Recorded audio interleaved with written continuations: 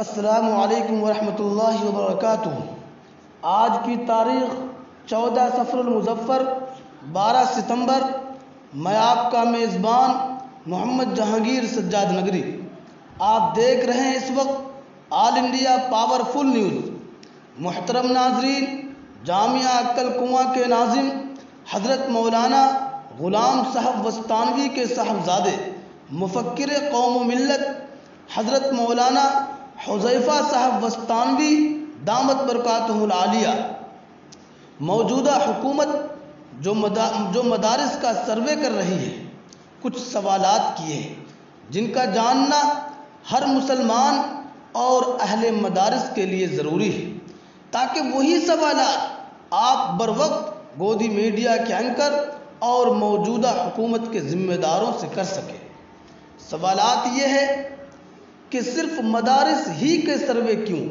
کیا دوسرے مذہب کے ادارے نہیں؟ ان کا کیوں نہیں؟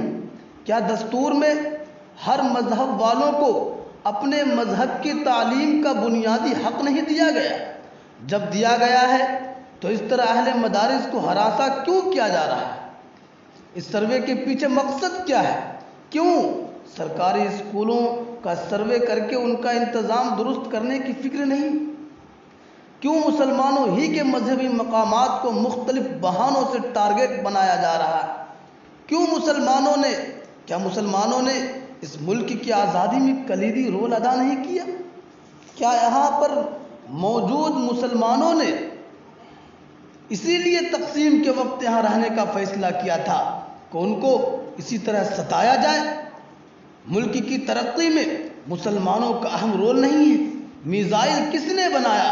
سوال یہ نہیں ہے کہ چھوٹے بڑے مدارس کا سروے یا حساب کتاب دیکھا جائے، سوال یہ ہے کہ دیگر مذاہب کے اداروں کی صورتحال ہر اعتبار سے مدارس سے بھی زیادہ ناگفتہ ہے، تو کیوں اس کو نظر انداز کیا جا رہا ہے بلکہ اس کو فروغ دیا جا رہا ہے؟